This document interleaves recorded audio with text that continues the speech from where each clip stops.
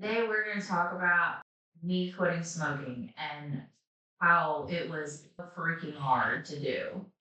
I actually for since I was like 16 up to I was 23, and then I quit, had no problems quitting, and then I started smoking probably again back in 2022, right after my disastrous divorce. I started smoking again. Okay. And I smoked this whole time, thinking that I was going to quit again when things kind of calmed down. And that's what I did. But what I wasn't prepared for was how hard it was for me to quit this time. I told my husband, I was like, okay, I'm going to quit smoking because I did not want to pay $13 for like a pack of cigarettes anymore because I feel like that's absolutely outrageous back in the day because I could buy like a pack of cigarettes for like $3.50, 15 years ago. But that's not the case anymore. But I was just tired of spending like all of that money, and overall I just wanted to feel better, and I didn't want to have like this whole like having some I didn't want to be addicted to something or have something having this much control over my life.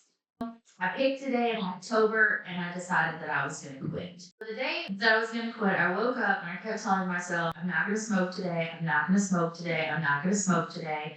I had a terrible headache. I was craving like smoking. I was trying to eat every single thing in the house just to try to like get it to, to feel better. And I literally laid on the couch. Like the first day I laid on the couch and was drinking water and trying to watch TV, just trying to like not go outside to the garage and light up a cigarette. I survived the first day. And I thought in my head because of the way that I quit last time that it was gonna be pretty similar. Like the first day or two is really hard, but after that I was gonna be fine. I was wrong. I'm gonna admit I was wrong. Day one, like I said, I watched TV that night. I went to sleep. I woke up the next day and I was like, okay, I still feel really, really bad. Like I just felt bad. And I'm like, drinking more water and like trying to chew gum or put mints in my mouth, whatever I was trying to do at that point. This was day two. And thank goodness it was actually on a weekend. I think it was like Saturday. I just laid around and I kept telling myself, I'm not going to smoke. I'm going to quit. I am not going to smoke. Day two rolled around that night and I'm going to try to go to bed. Guess what? I could not go to sleep. I couldn't sleep. I was like, why can't I sleep? What is wrong with me? I can't sleep. I could not fall asleep to save my life. I was tossing and turning in the bed. I was opening the window, like looking out at the lights. Like I just could not go to sleep. And I think the second night I passed out at like 4 o'clock in the morning, and then I woke up at like 7. I had slept for like 3 hours. The next morning, I obviously called my doctor, and I'm like, "Hey, I can't sleep. What's wrong here?" It's just part of like going through withdrawals of nicotine, which I did not know that was one of the withdrawals of quitting smoking was not being able to sleep. We're on day three at this point. I'm running on like 3 hours of sleep. I am miserable. I'm tired. This is like Sunday, and I am just like, I have to sleep. I'm like, okay, I'm gonna take some Benadryl because Benadryl is make you sleepy, right? Okay, no, it didn't work either. I Sunday rolling around like tired, wanting to sleep. I could not sleep. Tried to take Benadryl to sleep, could not sleep. It was awful. But then I just started drinking all this water to try to flush all this toxins and stuff out of my system because all I wanted to do was go to sleep. I survived 3 days without smoking. And at this point, I really was just like, if I can't sleep soon, I'm just gonna start smoking again because this is crazy. Like this is not normal.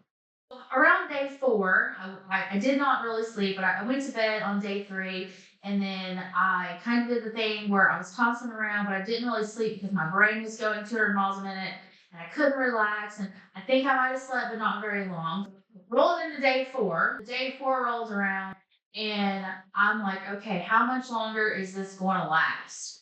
Because I am like 4 days in, I haven't picked up a cigarette, I'm exhausted mentally, I'm physically tired, I'm not sleeping. I've tried Benadryl. Like my husband's like, well, maybe we should get you some melatonin. And I'm like, "Ugh, no, we're not getting milk. I don't want to try anything like that. We're not gonna go that route," because I was trying to detox off of something that was terrible for me. I didn't want to add something else to it. We're day 4 in, obviously no sleep, exhausted, and it's in the middle of the day, and I go out to the garage because my husband was working from home. I was like, I think I need it. I think I take a nap. And he's like, okay, go take a nap. And I'm like, okay, I'm gonna go upstairs. I'm gonna take a nap. We're tossing around in our bed, and we had this comfortable bed. Y'all, our bed was great. We had this purple mattress. Oh, it was delightful. And now we don't have that anymore. But our bed was so comfortable. It was cool. It was just, I loved our bed. So I'm trying to lay in our bed and go to sleep and just relax. I can't. I get up, I come back downstairs, and I'm hanging out in the living room again. And I am just absolutely done with life by day 5. And I'm like, I'm just gonna pick up smoking again. And my husband is like, he's like, no, you're not. He's like, you literally are almost done. You've suffered all this week, and if you do this and you pick up smoking again, you're gonna beat yourself up over it, and you can't do it because you made it this far. So I'm like, fine. At this point, I have an attitude with him, and I hate my life and everything. And he gives me like this hydration drink with more water, and then that night I actually fell asleep. And I fell asleep, and I think I slept for like 5 hours. And the overall, I guess the next day, day 7, I was feeling more rested. Day 8, day 9, day 10, and it just kept getting better. But I wasn't prepared for all of the withdrawal symptoms this time. I had no idea I was going to struggle sleeping. I had no idea I was going to want to eat everything in the house because I had never experienced that level of like withdrawal from nicotine. I had quit one time before.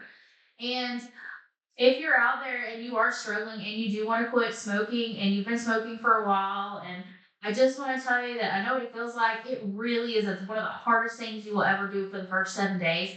And then after your body just starts to kind of like clear all of the chemicals out, you do start to feel better, and you do eventually get to sleep, and you actually feel like you've accomplished something.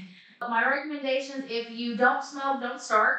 And if you are smoking and you want to quit, make sure you're prepared not to sleep, and make sure you're getting enough hydration in, and you have downtime to like keep telling yourself that you don't want to smoke, you don't want to smoke.